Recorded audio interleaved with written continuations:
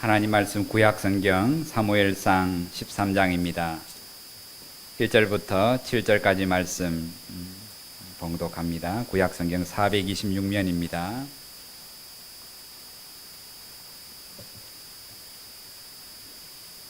사울이 왕이 될 때에 40세라. 그가 이스라엘을 다스린 지 2년에 이스라엘 사람 3,000명을 택하여 그 중에서 2,000명은 자기와 함께 믹마스와 베델산에 있게 하고 1,000명은 요나단과 함께 베냐민 기브아에 있게 하고 남은 백성은 각기 장막으로 보내니라. 요나단이 게바에 있는 블레셋 사람의 수비대를 치매 블레셋 사람이 이를 들은지라. 사울이 온 땅에 나팔을 불어 이르되 히브리 사람들은 들으라 하니 온 이스라엘이 사울이 블레셋 사람들의 수비대를 친 것과 이스라엘이 블레셋 사람들의 미움을 받게 되었다 함을 듣고 그 백성이 길갈로 모여 사울을 따르니라.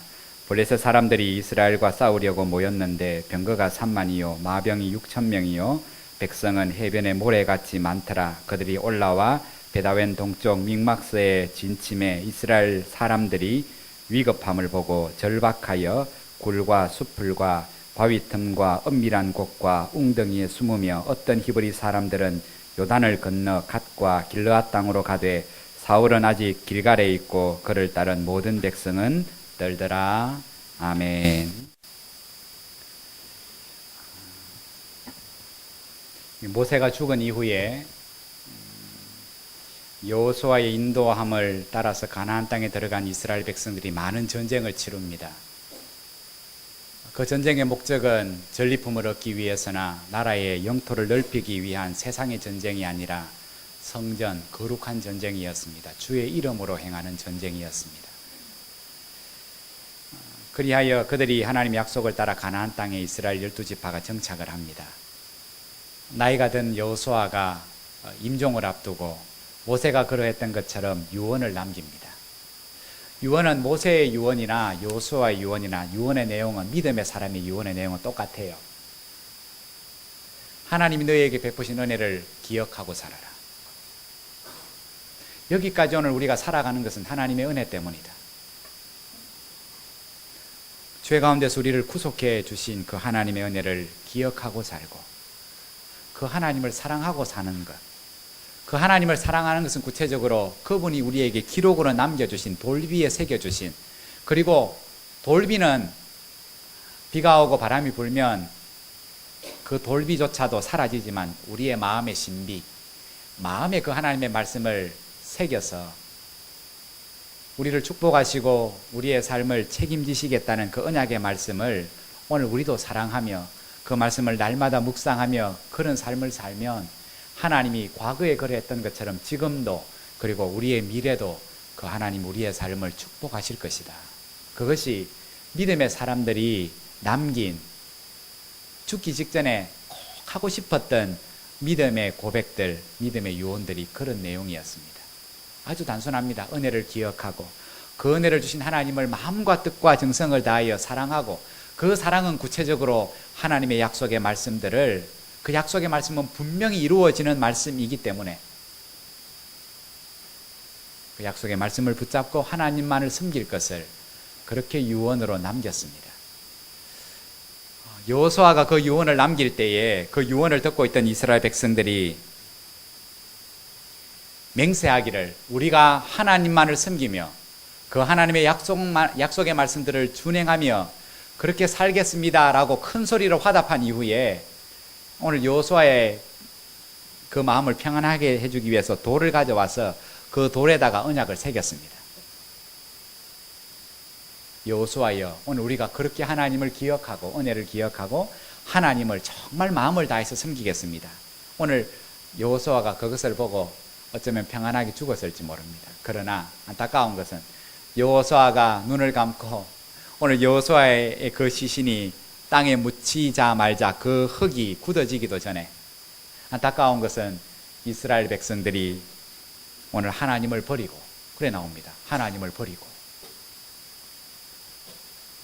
그렇게 신신당부해놓고 그렇게 맹세해놓고 돌에다가까지 자기들이 그 말씀대로 살겠다고 서로 서약해놓고 그 여호수아 주의 종이 죽자 말자 그들이 하나님을 버리고 바알을 섬겼더라. 그래서 하나님은 여호수아가 죽은 이후에 그 이후에 350년 동안 12명의 영적인 새로운 지도자인 사사들을 그들 가운데 세우셨어요. 운니엘부터 삼손에 이르기까지. 그 영적인 지도자들을 통해서 하나님은 당신이 그 백성들에게 하시고 싶은 말씀들을 계속해서 전하셨습니다. 그런데 문제는 그 350년 동안 철저하게 이스라엘 백성은 여전히 하나님을 버리고, 사사기의 350년의 역사를 사사기 마지막 절이 결론 그렇게 내리고 있지 않습니까? 그들이 자기 소견에 옳은 대로 행하며 살았더라. 하나님의 말씀이 그들의 삶에 나침판이 되지 못하고 자기 생각들이, 자기 경험들이, 자기 판단들이 옳고 그름의 기준이 되었다는 거예요. 무엇이 옳은가, 무엇이 그른가, 그건 사람 따라 다 다릅니다. 정당에 따라서 옳고 그른 게 달라요, 기준이. 참 미안합니다. 같은 부모 속에서 나온 쌍둥이지만 옳고 그름의 기준이 서로가 무엇을 경험하고 무엇을 배웠고 무엇을 익혔냐에 따라서 기준이 사람들에 따라 다 다를 수 있습니다. 세상의 이치가 그래요. 우리가 보기에는 페널티킥 줘야 되는데 심판은 괜찮대요. 억울한 입장이 있지만 할 수 없는 거죠. 그 심판의 기준이 그런 거예요. 그 정도는 호루라기를 안 부는 거예요. 우리가 보기에는 불어야 되는 상황인데 세상의 기준은 그래요. 오늘 사사시대의 350년 동안 이스라엘 백성들이 말로는 다짐했습니다. 하나님만을 섬기겠습니다. 그 은혜를 늘 기억하고 감사하며 살겠습니다. 하나님을 사랑하는 것은 율법을 사랑하는 것이라고 오늘 우리가 알기 때문에 그 말씀을 날마다 묵상하며 살겠습니다. 말은 그렇게 해놓고 눈에 보이는 영적인 사도가 없거나 죽으면 그 하나님을 버리고 자기 소견에 옳은 대로 행하며 살았습니다.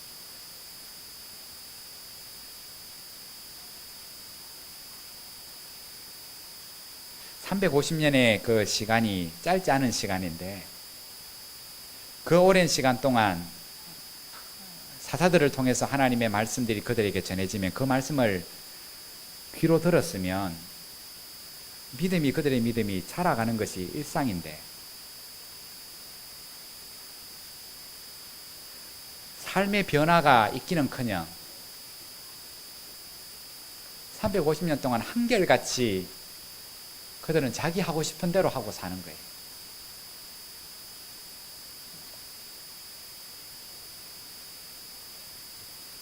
미물도 훈련을 시키면 코끼리가 춤추는 거 보셨습니까?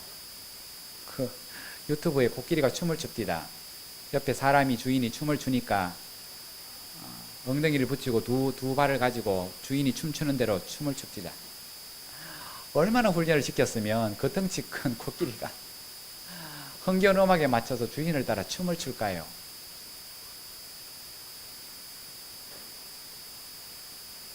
미물도 훈련을 시키면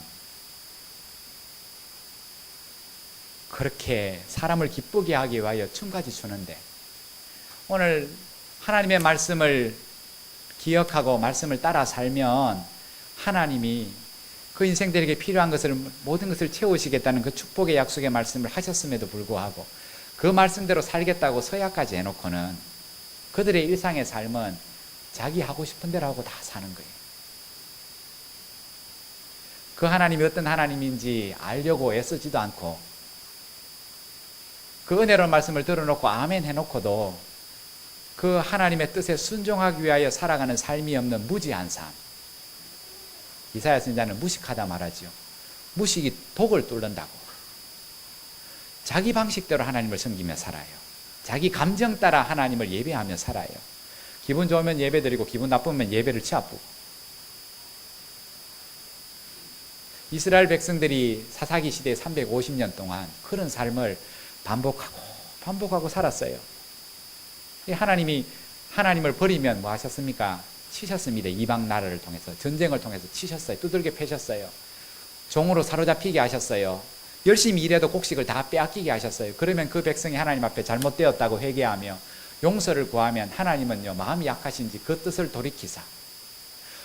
돌이키시고 그들을 또 불쌍히 여기시고 또 다른 사사를 세우셔서 또 다른 말씀을 그들에게 주시며 하나님을 섬길 수 있는 기회를 또 허락하셨어요. 그 삶이 다람쥐가 쳇바퀴를 돌듯이 350년 동안 12사사가 바뀌면서 계속해서 그런 삶을 계속해서 반복해서 살았어요. 사사기 18장과 19장을 보면 하나님의 약속의 말씀을 떠나서 자기 마음대로 살아가는 이스라엘 백성들의 막장 드라마를 사사기 18장 19장은 보여줍니다. 첫 번째 막장 드라마는 뭐냐 하면 에브라임 지파 중에 한 사람인 미가가 엄마 돈을 훔칩니다. 그리고 그 돈을 훔쳐서 우상을 만듭니다. 에브라임 지파, 하나님의 혈통을 가진 지파가 엄마 돈을 훔쳐서 그것을 가지고 우상을 만듭니다. 근데 우상을 만들어 놓고 그 우상의 이름을 뭐라고 명명하냐 하면 하나님. 자기 집에 신당을 짓습니다. 그 신당 이름은 여호와의 전.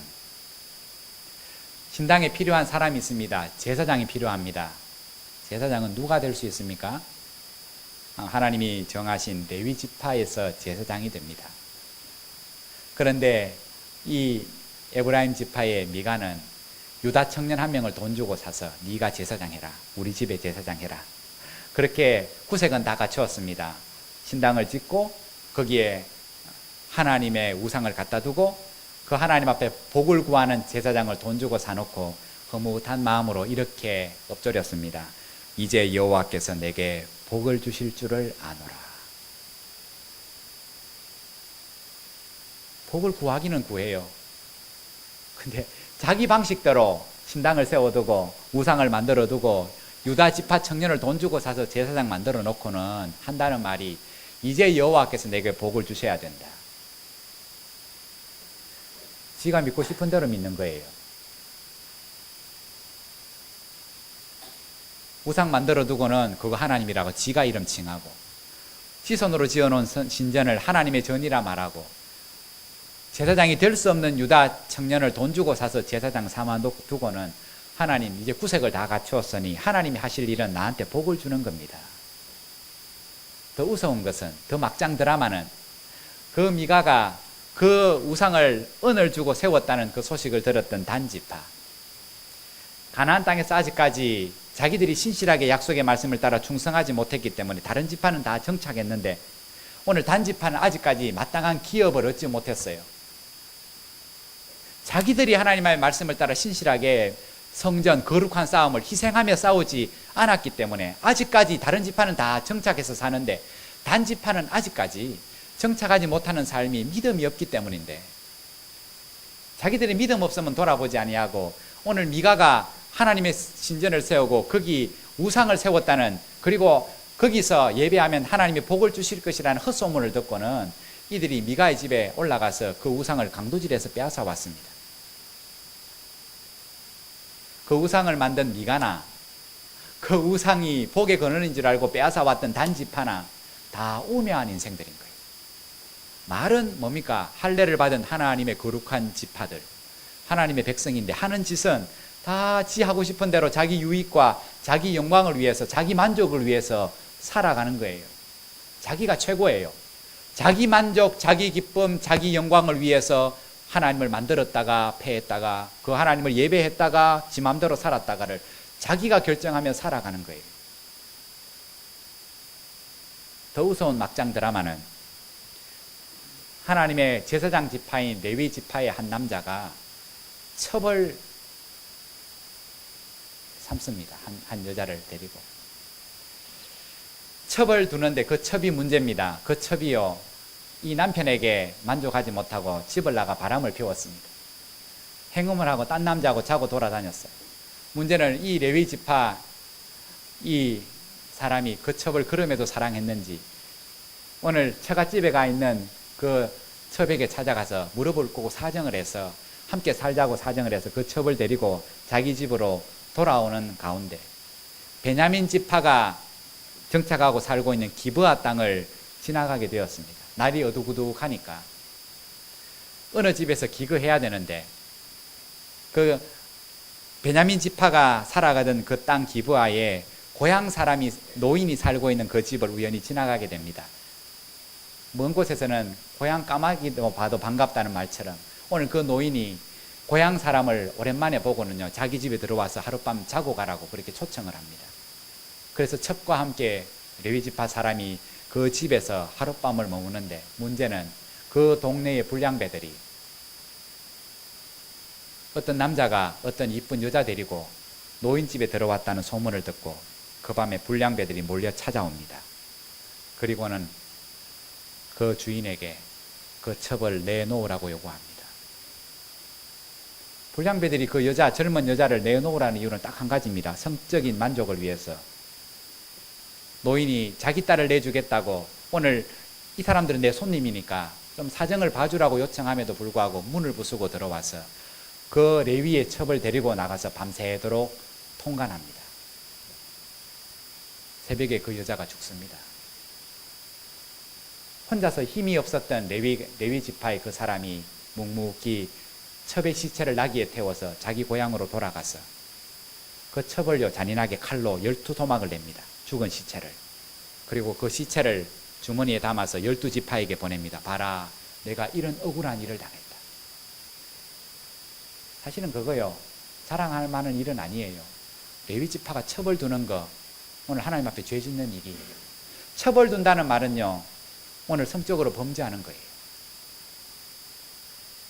물론 문화의 관습이 따라서 다윗도 여러 명의 아내를 두고, 여러분, 하나님은요 일부일처예요.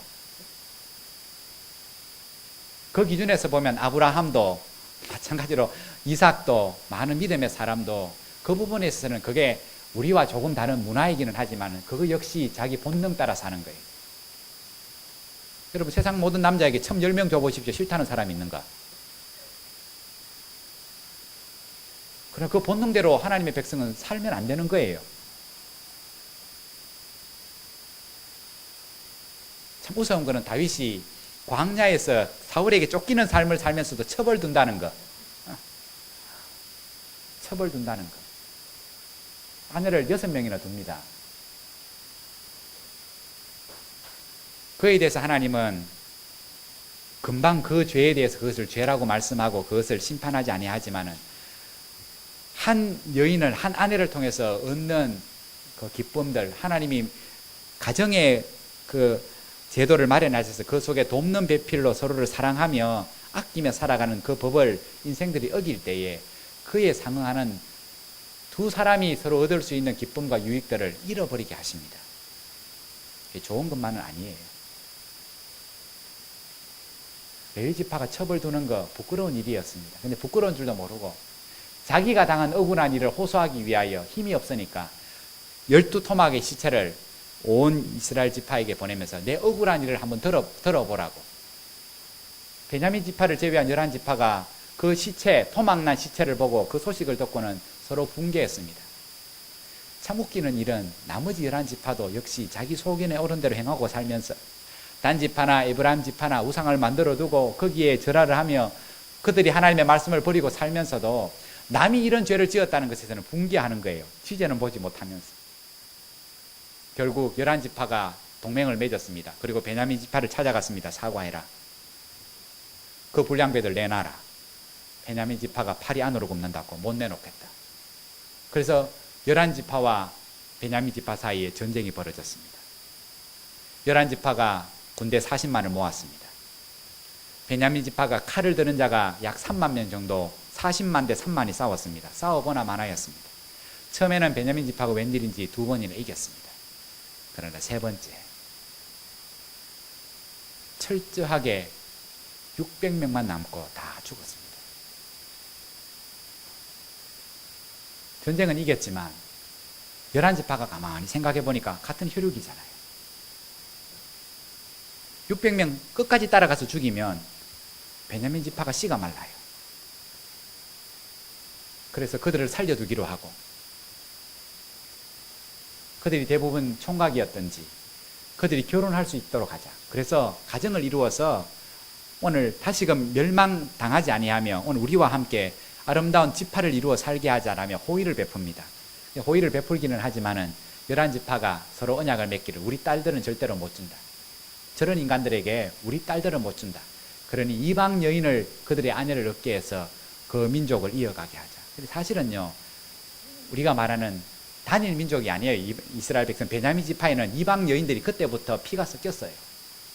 피가 섞인 거예요. 그러면서도 자기들은 거룩한 하나님의 백성인 것을 우리 신약시대까지 그들은 자기들은 유대인이고 저 인간들은 사마리아인들이라면서 그렇게 손가락질하지요. 조상의 그 피를 찾아가 보면요, 베냐민 지파가 이때부터 다 피가 섞인 거예요. 나머지 11지파도 마찬가지입니다. 여러분, 멸망당하기 일보 직전에, 멸족당하기 일보 직전에 생명의 구원함을 받아서 살아남은 지파가 베냐민 지파인데, 그들이 하나님 앞에 왕을 달라고, 사사로는 안 되겠습니다, 왕을 달라고 요구할 때 하나님이 그들에게 왕을 주시는데 그 왕이 어느 지파에서 나옵니까? 베냐민 지파에서 나오는 거예요. 베냐민 지파. 하나님의 은혜가 없었으면 금방 전에 망하고 없을 지파예요. 그 하나님의 은혜가 얼마나 놀라운지. 이스라엘 백성이 사사시대에 블레셋과 많은 전쟁을 치르면서 전쟁에 패한 이유를 그들이 스스로 두 가지로 그렇게 정의를 내립니다. 첫 번째, 우리한테 왕이 없기 때문에 우리가 전쟁에 나갈 때마다 진다. 두 번째, 사무엘의 아들들이 사사가 되었는데 그 사사가 요엘과 아비야죠. 사사가 재판을 굳게 한다. 뇌물을 받아서 오늘 재판을 바르게 하지 못하기 때문에 나라가 엉망이다. 그래서 오늘 우리가 이 나라가 이만큼 어렵다.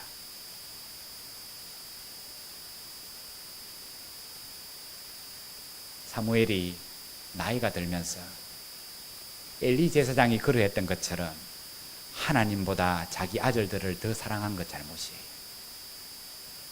그것을 보면요, 엘리가 홈니와 비느하스를 하나님보다 더 사랑했잖아요. 부모로서 늘 조심해야 될 부분이 거기에요. 하나님보다 자식을 더 사랑하면 뭐 하신다고요? 하나님이 그 자식을 죽이신다. 베레스 우사. 세상의 그 무엇도 하나님의 백성이 하나님보다 더 사랑하면요, 하나님 그것을, 하나님 질투하시는 하나님이기 때문에 그거 죽이셔요. 부모가 평생 동안 안 잊어먹어야 돼요. 사무엘이 어릴 때 그거 봤어요. 홈니와 비느하스가, 엘리가 목 부러져서 죽는 거, 홈니와 비느하스가 제사장인데 하나님의 심판을 받아 죽는 거 봤어요. 그런데 사무엘도요, 나이가 들면서 지 아들들을 사사로 세워요. 그리고 그 사사들을 하나님보다 더 사랑해요. 재판을 굳게 하고 뇌물을 받아서 모든 재판을 엉망으로 만드는 그 아들들을 사사로 삼은 거예요. 나라가 엉망이에요. 삼손 이후에 궁극적인 사사는 그 시대 삼손으로 끝났지만은 성경에 보면 요엘과 아비야가 그 시대의 마지막 사사들이라고 성경에 나와 있어요. 하나님이 세우신 사사는 삼손까지고, 사람이 그 명맥을 이어가서 사무엘이 자기 아들들을 그 사사의 자리에 세운 거예요. 자격이 안 되는데.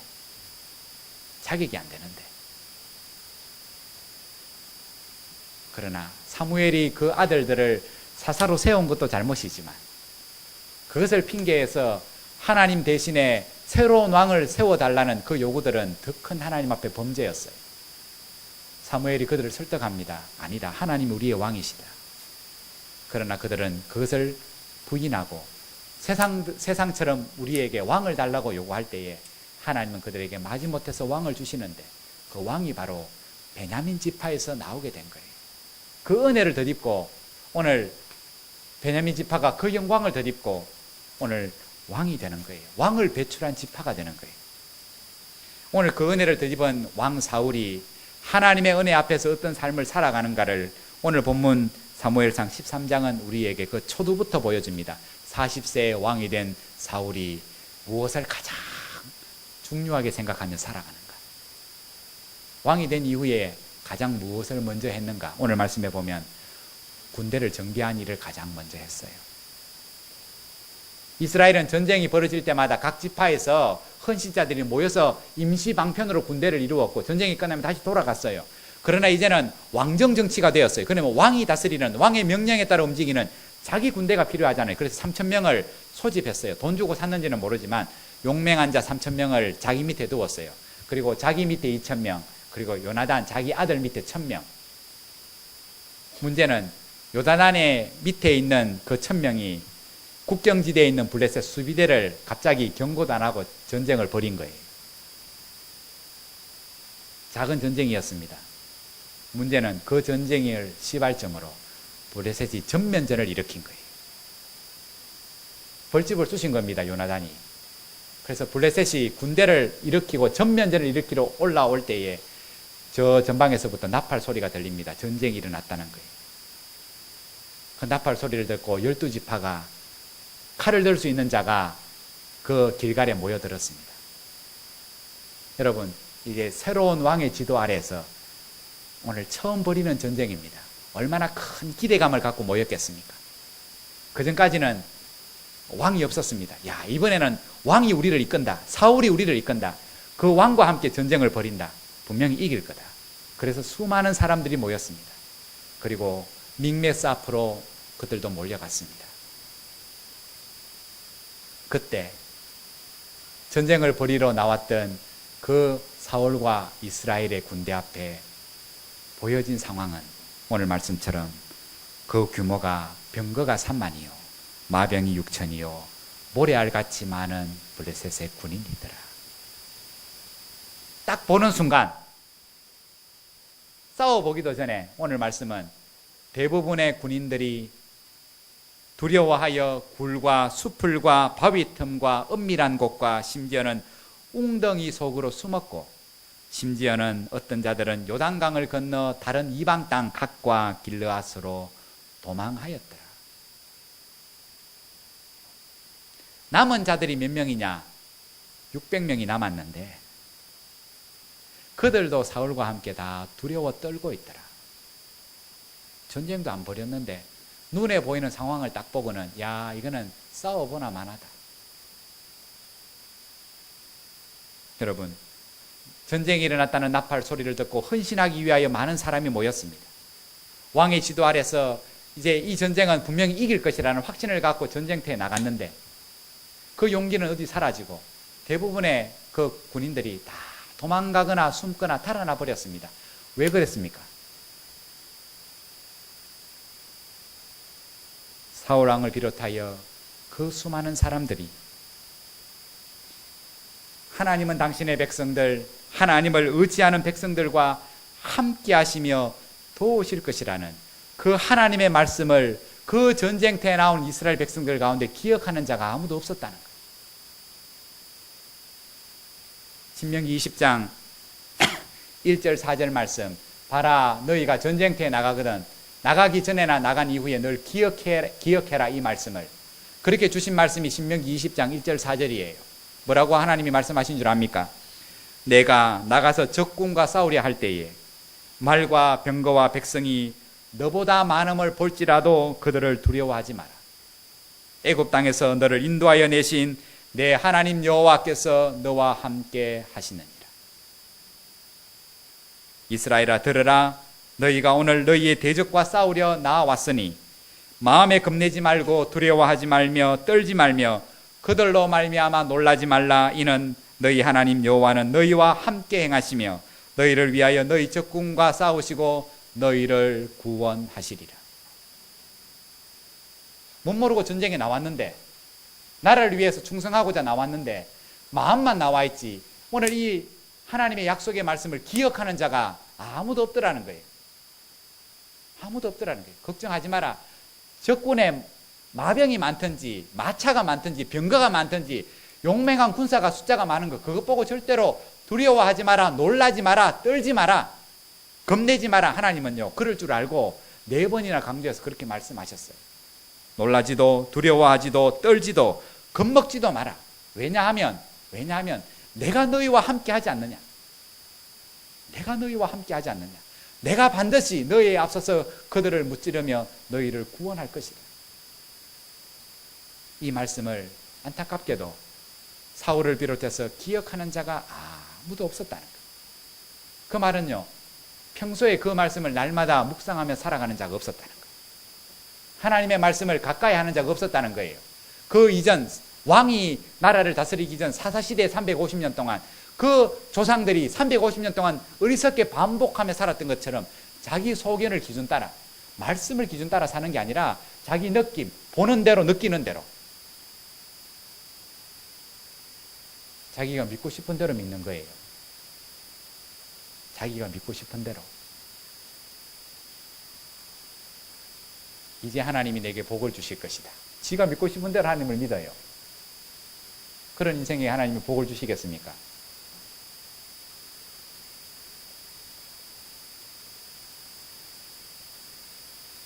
더욱 사울에게 안타까운 것은 600명밖에 남지 않았지만 요나단이요, 자기 소수의 신복들을 거느리고 블레셋을 칩니다. 이겨요. 하나님이 도우셔요. 자기 아들이 소수의 군대를 갖고 엄청나게 많은 그 블레셋과 싸울 때에 하나님이 이기게 하시는 것을 사울이요, 저 뒤에서 후방에서 봤어요. 그 블레셋 군대가 퇴각하는 것을 보고서도 그 이후에, 오늘 말씀 이후에 사무엘상 17장이나 28장에 블레셋과 또 다른 전쟁을 여러 번 벌입니다.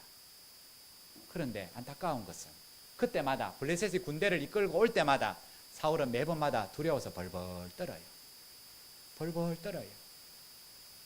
신명기 20장 말씀, 사울아 사울아 두려워하지 마라. 적군이 많은 것을 보고 두려워하지 마라. 내가 너와 함께하지 않느냐. 그 하나님의 약속의 말씀을 기억도 못할 뿐더러 금방 전까지 요나단이 소수의 군대를 거느리고 믿음으로 싸울 때에 하나님이 도우시고 기적을 베푸신 그 일들을 치매가 걸렸는지 기억을 못해요. 싸울 때마다, 이스라엘 군대가 올라올 때마다 오늘 늘 두려워 떨어요. 매번 두려워 떨었더라. 사울과 온 이스라엘은 블레셋의 군대의 위형을 보고 매번 심히 떨었더라. 두려워하는 삶을 매번마다 반복하며 사는 거예요.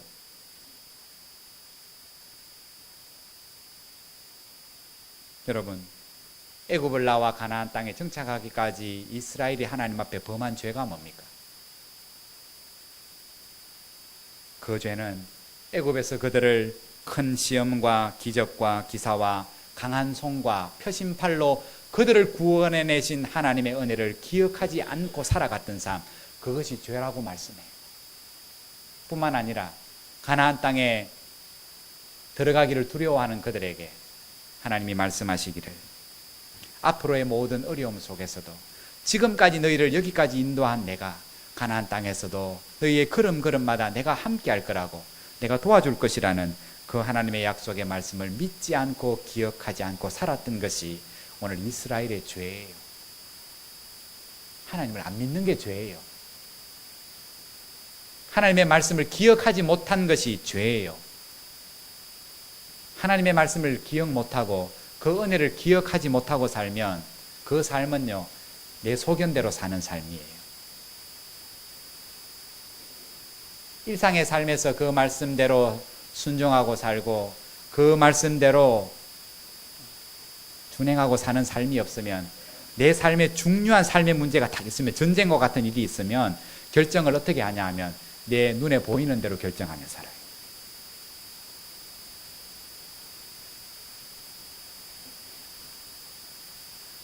사무엘상 17장에 블레셋의 장수 골리앗이 이스라엘 백성을 위협할 때에 전쟁에서 나오지도 못하는 어린 소년 다윗이 그 골리앗 앞에 서서 두려워 벌벌 떠는 사울과 그 이스라엘 군대와 그렇게 교만하게 고함치는 골리앗을 향하여, 블레셋의 군대를 향하여 이렇게 신앙을 고백합니다. 여호와께서 나를 사자의 발톱과 곰의 발톱에서 건져내셨은즉, 과거입니다. 이제 나를 이 블레셋 사람의 손에서도 건져내시리이다. 대부분의 사람들이, 어른들이 다 골리앗 앞에서 벌벌 떨 때 소년 다윗이 두려워 떨지 않을 수 있었던 이유는 딱 한 가지예요. 과거에 지금도 어리지만 더 어릴 때에 사자의 발톱과 곰의 발톱에서 자기 자신을, 하나님을 의지하는 자기 자신을 건져내신 그 하나님의 은혜를 날마다 기억하며 살기 때문에 그 하나님이 지금도 싸움에서는 골리앗을 자기가 이길 가능성이 없지만은 그 사자의 발톱과 곰의 발톱에서 자기를 건져내시고 구원하신 그 하나님이 자기를 대신하여 저 골리앗과 싸우실 것을 오늘 다윗은 믿었기 때문에, 다 두려워하지만은 다윗은 두려워하지 않으며 이 신앙을 고백합니다. 여러분, 다윗이 자라갑니다. 자라면서 그 신앙이 얼마만큼 성숙합니까? 어떤 신앙을 나중에 고백합니까? 하나님에 대한 자기의 신앙을 다윗이 시편 3편과 27편에 이렇게 신앙을 고백합니다. 여호와여 주는 나의 방패시요 나의 영광이시며 나의 머리를 드시는 자신이이다. 내가 누워 자고 깨었으니 여호와께서 나를 붙드심이로다. 천만인이 나를 애워싸 진친다 할지라도 나는 두려워하지 아니하리로다. 여호와는 내 생명의 능력이시니 내가 누구를 무서워하리요. 여호와는 나의 빛이요 나의 구원이시니 내가 누구를 두려워하리요. 군대가 나를 대적하여 진친다 할지라도 내 마음이 두렵지 아니하며 전쟁이 일어나 나를 치려 할지라도 나는 여전히 태연하리로다. 전쟁이 일어났는데 왜 두렵지 않겠습니까? 군대가 나 한 사람을 잡으려고 둘러 진을 치는데 왜 두렵지 않겠습니까? 그런데도 오늘 다윗이 그 두려울 수밖에 없는 상황에서 두렵지 않았던 이유는 어린 시절에 날마다 자신을 사자의 발톱과 곰의 발톱에서 그 하나님을 의지하는 자기를 지켜주시고 보호하신 그 은혜를 날마다 기억하며 사는 거예요. 그 은혜가 지금도 지금 당하는 어려움 속에서 짐작하지도 못하는 그 많은 환난과 어려움의 미래의 일들 속에서 자기를 건져내실 것을 날마다 믿음으로 고백하고 사는 거예요. 히스기야가 유대 왕으로 있을 때에 그 당시에 최대 강국이었던 아수르가 18만 5천 명의 군대를 이끌고 예루살렘 성을 빼곡히 둘러쌉니다. 조롱하며 비방할 때 그 소리를 듣던 이스라엘 백성들이 두려워 벌벌 떨 때 히스기야가 그 백성들을 향하여 오늘 두려워하지 말라며 이렇게 위로합니다. 너희는 마음을 강하게 하며 담대히 하라. 아수르 왕과 그 쫓는 온 무리로 인하여 두려워 말며 놀라지 말라. 우리와 함께하는 자가 저와 함께하는 자보다 크니 저와 함께하는 자는 육신의 팔이요 우리와 함께하는 자는 우리의 하나님 여호와시라. 반드시 우리를 도우시고 우리를 대신하여 싸우시리라. 여러분, 이 고백을 보면 히스기야의 믿음의 고백이나 다윗의 믿음의 고백이나 다 똑같은 고백이에요. 왜요? 똑같은 하나님을 믿기 때문에. 두려워하지 마십시오. 우리는 군대가 18만 5천이 안 됩니다. 싸워서 이길 가능성은 없지만은, 그러나 우리와 함께 하시는 하나님은 저들보다 더 강하신 하나님, 더 크신 하나님, 반드시 우리의 대적을 물리치실 하나님이십니다. 그렇게 약속하셨습니다. 우리가 그 약속의 말씀을 기억하며 우리의 걸음걸음 속에 그 이적을 행하신 하나님의 은혜들을 생각하며 우리의 현재의 문제와 미래의 문제를 그 하나님 앞에 다 내어 맡기십시다. 전쟁에 이기고 지는 것은 군대의 숫자가 얼마나 많이 되며 병거의 숫자가 얼마나 많으며 전쟁의 경험이 얼마나 많으냐에 달려있는 것이 아니라 하나님이 우리와 함께 하시느냐 아니냐, 또 다른 면은 우리가 그 하나님을 의지하느냐 아니냐에 달려있다는 것.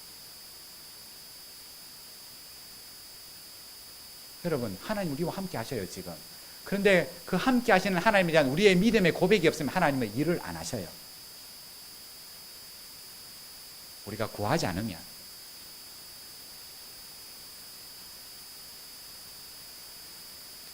바울이요, 주의 일을 하다가 얼마나 힘이 들었던지 산소망까지 끊어졌다고 말을 했습니다. 살고 싶은 마음이 없었어요. 하나님, 나를 빨리 데려가십시오. 죽어서 천국 갔으면 좋겠습니다 할 만큼 선교하는 일이 그렇게 힘이 들었어요. 그럼에도 불구하고 살아가고 싶은 소망까지 끊어졌음에도 불구하고 끝까지 하나님 앞에 그 사명을 기쁘게 감당할 수 있었던 것은 바울이 그렇게 고백하지요. 이는 내가 하나님을 의지하였기 때문인데, 그 하나님이 어떤 하나님인가? 큰 사망에서 나를 건지셨고, 과거입니다. 그 하나님이 큰 사망에서 나를 건지셨고 지금도 건지실 것이며 이후에도 건지실 것임을 내가 믿기 때문입니다. 자기 힘으로는, 의지로는 지금 이 어려움들을 극복할 그런 힘조차 남아있지 않지만은 과거의 자신을 그 죄악 가운데서 건져내신 하나님이 지금 당하고 있는 이 환난을 분명히 이기게 하실 것이고 앞으로 수없이 당할 환난들을 이기게 하실 것임을 믿는 믿음이 있었기 때문에 오늘 사울은 끝까지 하나님 앞에 충성스러운 삶을 살아갈 수 있었던 거예요. 지금 사울 왕에게 이 믿음이 있었다면, 이 하나님의 말씀을 날마다 읽으면서 아, 그렇구나, 하나님 이런 약속의 말씀을 하셨구나, 두려워하지 말라고 말씀하셨구나, 보는 대로 다 그것 보고 판단하지 말라고 말씀하셨구나, 믿음으로 살라고 말씀하셨구나, 약속의 말씀을 붙잡고 살라고 말씀하셨구나, 하나님의 이적들을 읊조리며 살라고 말씀하셨구나. 자기 아들 요나단이 소수의 특공대를 거느리고 그 블레셋 진영으로 뛰어들면서 뭐라고 고백했습니까? 우리가 이 할례 없는 자들의 부대에게로 건너가자. 여호와께서 우리를 위하여 일하실 것이라. 여호와의 구원은 사람의 많고 적음에 달리지 아니하였느니라. 사울은요, 자기 아들보다 믿음이 없어요. 이후에라도 이 요나단의 믿음을 기억하고 자기 고백으로 삼았더라면 죽을 때까지 전쟁 속에 나갈 수밖에 없었는데 담대한 마음으로 나갈 수 있었을 텐데 늘 전쟁의 나팔 소리만 들으면 먼저 두렵기만 했어요. 숨을 때만 찾았어요. 도망할 때만 찾았어요. 실제로 이 믿음이 없던 많은 사람들은 전쟁의 나팔 소리만 들리면 경기를 하는 거예요. 할 수 없어요. 하나님의 백성이 가나안 땅에 전쟁 없이 살 수는 없어요. 하나님이 공짜로 여기 있다 평안히 살아라 그렇게 주는 땅은 없어요. 믿음의 싸움을 끝까지 싸워야 돼요. 싸워야 돼요. 날마다 깨어서 싸워야지만이 그 땅을, 그 기업을 얻을 수 있어요. 그 전쟁에 나갈 때마다 기억할 하나님의 말씀이 있는 거예요. 그 말씀이 없기 때문에 할 수 없이 전쟁에 나가기는 나가지만은 오늘 멍에를 메어서 주인에게 끌려나가는 것처럼 늘 할 수 없이 나가서 싸우는 거예요. 싸우기는 싸우지만 상급이 없는 거예요. 영광이 없는 거지. 여러분, 전쟁에 필요 없는 사람이 있어요. 전쟁에 도움이 안 되는 사람은 두려워하는 사람이에요. 기드온이 미디안과 전쟁을 할 때 나팔 소리를 듣고 모여왔던 사람이 32,000명이었어요. 그 수로도 모자라는데 하나님은 기드온에게 말씀하시기를, 봐라 기드온아, 나와 있기는 나와 있지만은 32,000명 중에 이 전쟁에 쓸모없는 사람들이 있다. 그 사람들 돌려보내라. 그 사람들이 누구였습니까? 두려움에 떠는 자, 벌벌 떠는 자. 그들이 왜 떱니까? 체면 때문에 나왔어요. 체면 때문에 나온 거예요. 안 나올 수는 없고 나왔어요. 근데 두려워하고 있어요. 왜 두렵습니까? 신명기 20장의 말씀을 그들은 기억 못하는 거예요. 모여봤자 32,000명, 많지 않은 숫자의 적군을 보니까 10배는 넘거든요. 벌벌 떠는 거예요. 하나님이 말씀합니다. 기드온아, 두려워 떠는 자 다 돌려보내라. 쓸데없다. 쓸데없다. 방해만 된다. 그래서 32,000명 중에 몇 명이 돌아갔습니까? 22,000명이 돌아갔습니다. 처음부터 쓸모없는 자들이었어요. 머리 숫자 많은 것 갖고 싸우는 거 아니거든요. 기드온아, 머리 숫자가 너무 많다. 알고 보면 저거 전쟁 벌이면야 아무도 용감하게 안 싸우고 저 뒤에서 다 도망가서 사기만 저하시킬 자들이다. 다 돌려보내라. 22,000명 돌아가게 하셨어요. 그리고 그 가운데 또 추스려서 300명만 하나님이 쓰셨어요. 여러분, 6절 말씀을 보십시오. 사울과 함께 용기를 가지고 전쟁터에 나온 사람들이 본 것이 무엇입니까? 6절 말씀은 이렇게 나옵니다. 이스라엘 사람들이 위급함을 보고 육신의 눈에 보인 게 뭡니까? 블레셋의 군대의 규모가 엄청나다는 거예요. 우리는 마병이 하나도 없는데, 탱크가 한 대도 없는데 오늘 상대는 3만 대나 있고 마병이 6,000명이 있고 군인의 숫자가 모래보다 더 많은 거예요. 그에 비하면 자신들의 군세가 얼마나 약하다고 미약하다는 것을 금방 알 수 있었어요. 그러면 전쟁을 벌이면 다 죽겠구나. 위급함을 금방 아는 거예요. 여러분, 눈에 보이는 것이 정확했습니다. 그래서 그들은 싸워보기도 전에 다 도망가고 다 숨었습니다. 그들은 육신의 눈으로 자신들의 처한 상황을 정확하게 판단했지만은 그러나 그들에게는 믿음의 눈이 없었어요. 하나님이 그 전쟁을 주관하시고 하나님이 그 모든 상황을 주관하시며 그 가운데 역사하신다는 사실을 그들은 보지 못했던 거예요. 여러분, 이거 육신의 눈으로 안 보여요. 아니, 육신의 생각을 가지고 보이는 것만 믿고 보이는 것만 가치를 두고 살아가는 사람에게는 위급한 일을 만나면 위급한 그 상황만 보이지, 그 가운데 계시는 하나님, 그 약속, 그 상황 속에서 나를 도와주시고 나를 인도하실 것이라는 하나님의 약속의 말씀이 백장같이 기억나지 않아요. 날마다 이 말씀의 약속의 말씀을 기억하고 엎드리고 살아가는 거룩한 삶의 훈련이 없으면 급하고 위급한 상황 속에는 그것만 보이지 하나님이 안 보여요. 하나님이 함께 하실 것이라는 약속의 말씀이 하얗게 기억도 나지 않아요. 결론적으로 무엇을 선택합니까? 자기 경험상, 자기 감정상, 자기가 유익된다 싶은 것을 선택하며 사는 것, 그거는 백발백중 다 하나님의 뜻과는 반대되는 것을 선택하고 살아가는 삶인 거예요. 이스라엘이요, 계속해서 그 삶을 몇백 년 동안 그거 반복하고 사는 거예요.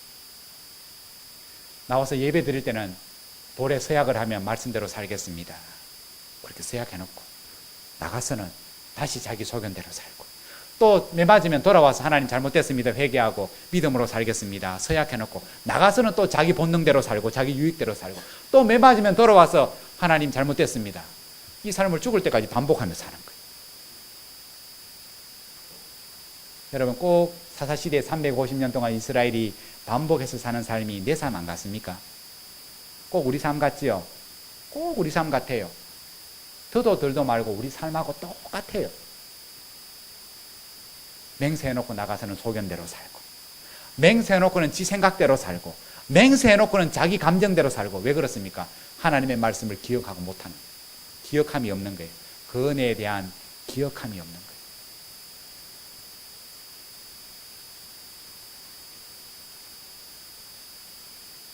말씀을 마칩니다. 11절에 보면 다 군인들이 달아나고 600명밖에 없을 때 사무엘이 하나님 앞에 드려야 할, 전쟁 전에 드려야 할 그 제사를 사울이 드렸고, 곧 이어서 왔던 사무엘이 왜 내가 드려야 할 제사를 당신이 드렸냐고 책망할 때에 오늘 사울이 그렇게 할 수밖에 없었던 핑계 3가지를 댑니다. 상황 3가지를 댑니다. 그게 뭡니까? 11절 말씀에 보면 백성들이 흩어지고 당신은 정한 날에 오지 않고 블레셋 사람들은 mikmas에 모여 전투 준비를 완료했다. 이것이 사울의 눈에 보인 거예요. 여러분, 그것만 보이는 거예요. 그것만 보이는 거예요. 그것에 따라 행동하는 거예요.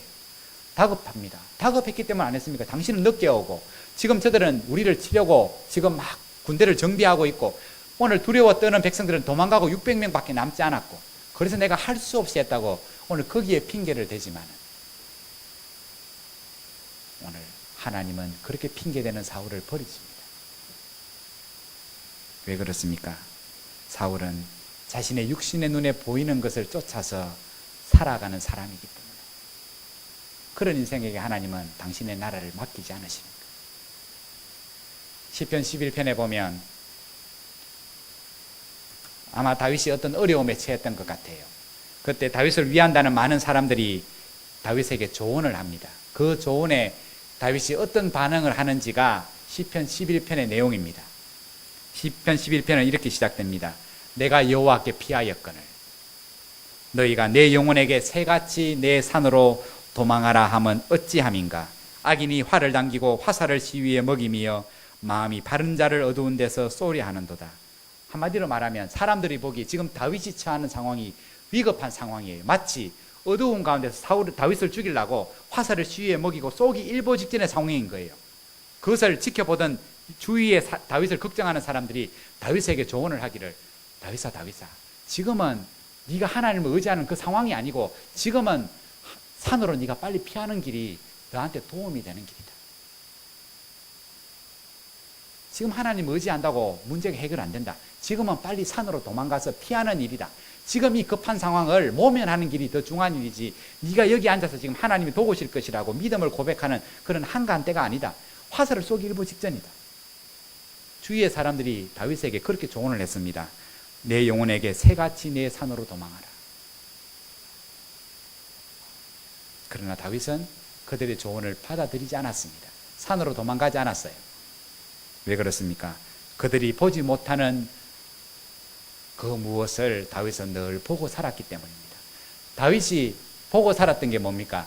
시편 11편에 다윗이 보고 살았던 그것을 이렇게 고백합니다. 여호와께서 그의 성전에 계시고 여호와의 보좌는 하늘에 있으며 그의 눈이 인생을 통촉하시고 그의 안목이 그들을 감찰하시도다. 다윗은 하나님이 온 세상의 주권자이시며 하늘에서 이 땅의 모든 것을 다 감찰하시고 사람의 마음의 깊은 것까지 하늘에서 다 보고 계시고 감찰하시고 그 행한 대로 심판하시는 하나님임을 오늘 다윗은 믿음의 눈을 떠서 날마다 보고 살았던 사람이기 때문에 아무리 위급한 상황을 만나도 사람들의 조언을 따라 지금은 피할 때라 해도 피하지 않았어요. 지금은 다른 것을 의지할 때라고, 하나님은 다음에 의지하라고 그렇게 조급하게 조언을 했지만은 그 조언을 따라 움직이며 선택하며 살지 않았어요. 그것은 날마다 하나님의 말씀을 다윗이 그 말씀을 묵상하며 살았고 그 말씀을 기억하며 살았고 기억한 말씀대로 날마다 순종하는 삶을 매일마다 살았기 때문에 다급하고 조급하고 바쁘고 어려운 일을 만나도 자기 감정을 따라 자기 경험을 따라 선택하고 결정하지 않는 지혜로운 사람이 될 수 있었습니다. 주님을 따라다니지만 주님이 누구인지 알지 못하고 주님이 십자가 지실 것을 말씀하실 때 다 제자들이 두려웠을 때에 대제사장이 보낸 종들이 손에 칼을 들고 몽치를 들고 주님을 찾아왔을 때 두려워서 다 그 제자들이 도망갈 때에 그 사실을 아시고 주님이 이렇게 말씀하셨습니다. 나를 보내신 이가 나와 함께 계시는도다. 나는 항상 그가 기뻐하시는 일을 행함으로 그가 나를 혼자 두지 아니하시는도다. 보라, 너희가 다 각각 제 곳으로 흩어지고 나를 혼자 둘 때가 오나니 곧 그 때가 왔도다. 그러나 내가 혼자 있는 것이 아니라 아버지께서 나와 함께 계시느니라. 주님이 십자가를 지시기 전에 두려워 떨지 않은 것은, 칼과 몽치를 보고도 두려워 떨지 않았던 것은 그 하나님이 자신과 늘 함께 하심을 보고 살았고 듣고 살았고 느끼고 살았고 경험하고 살았고 믿고 살았기 때문에. 사랑하는 성도 여러분, 하나님의 말씀을 떠나면요, 내 속에 하나님의 말씀이 없으면 나는 내 본능대로 삽니다. 내가 보는 대로, 내가 아는 대로, 내가 경험한 대로 내 감정을 따라 모든 것들을 다 결정하며 살 수밖에 없습니다. 망하는 길이에요. 하나님의 생명의 말씀을 그러므로 들어야 되고 읽어야 되고 묵상하며 살아야 됩니다. 그 말씀을 통하여 우리를 구원하신 하나님이 누구이신지, 나를 왜 구원하셨는지 하나님의 뜻을 날마다 알아가는 지혜로운 사람이 되어야 됩니다. 그것이 한 번밖에 없는 우리 인생을 바르게 잘 사는 비결입니다. 이전에 죄 가운데서 우리를 구원하신 그 하나님이, 그 은혜를 베푸신 하나님이 지금도 우리를 모든 환난과 시험 가운데서 건져내실 하나님이시고, 우리 미래에도 우리가 어려운 일을 당하였을지라도 하나님이 그 어려움 속에서 우리를 건져내실 하나님이심, 우리가 질 수 없는 무거운 짐을 대신 져주시는 좋으신 하나님이심을 믿는 믿음이 우리에게 필요한 겁니다. 참 믿음이 어떤 믿음입니까? 우리의 육신의 눈에는 보이지 아니하지만 여전히 전능하신 하나님이 온 세상을 다스리시며 하늘에서 이 땅의 모든 것들을 감찰하시고 오늘 예배하는 우리의 마음에 심령의 간절한 소원들을 다 감찰하시고 아시고 때를 따라서 가장 좋은 때에, 가장 적절한 때에 가장 좋은 것으로, 우리가 구하는 것보다 더 좋은 것으로 우리의 삶에 부족함이 없이 그 하나님을 신실하게 의지하고 믿는 자에게 그 삶을 풍성케 하실 하나님이심을 오늘 우리가 예배를 드리며 고백할 때에, 헌물을 드리며 고백할 때에, 오늘 사도신경으로 주기도로 신앙을 고백하며 하나님 앞에 그 신앙을 고백할 때에 하나님은 우리의 하나님이 되사 오늘 그 가나안 땅을 정착하여 살게 하시고 그 후손들이 복을 누리게 하셨던 것처럼 우리의 삶의 그 영원한 복들을 하나님은 주실 것일 것입니다.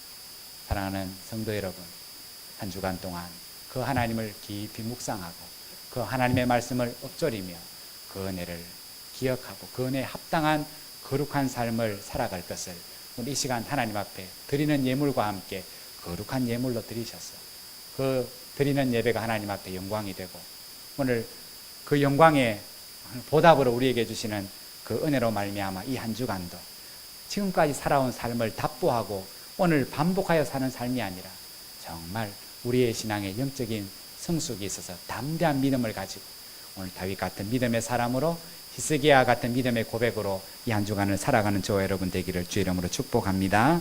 기도드립니다. 하나님, 엘리사가 두려워 떠는 자기 종을 위하여 하나님 앞에 기도했던 것처럼 하나님이여 내 종의 눈을 여사 하나님이 우리와 함께 하심을 보게 하옵소서. 눈에 보이는 적군의 군대보다, 그 병거보다, 그 마병보다 더 많은 하나님의 군대로, 불말과 불병거로 하나님의 자녀를 에워싸고 계시고 그 자녀들을 지키시고 보호하시는 하나님의 은혜가 우리 가운데 있음을 믿음의 눈을 떠서 날마다 바라보며 살아가게 하옵소서.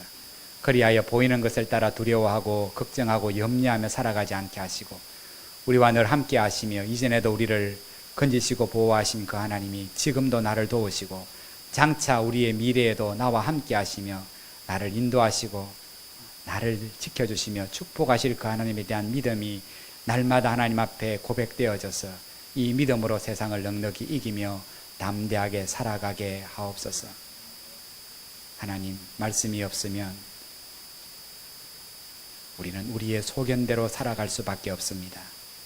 우리 본능대로 살 수밖에 없고 우리 생각 따라 우리 만족과 우리 유익을 위하여 살아갈 수밖에 없는 어리석은 인생이 될 수밖에 없사오니 하나님이여 오늘 들려주신 그 말씀이 이 한 주간 동안 오늘 우리가 늘 엎조리고 묵상하는 생명의 말씀이 되게 하셨어요. 하나님, 천만인이 나를 둘러싼다 할지라도 군대가 나를 둘러 진친다 할지라도 두려워하지 않는다는 그 다윗의 위대한 신앙의 고백들, 그 고백이 이 한 주간 동안 우리의 고백이 되게 하시고 그 고백대로 살았더니 하나님이 우리에게 이런 이적을 베푸셨습니다. 오늘 그 신앙의 간정이 있는 한 주간이 되도록 하나님이 축복하시기를 원합니다. 감사드리오며 거룩하신 예수님 이름으로 기도드리옵나이다. 아멘.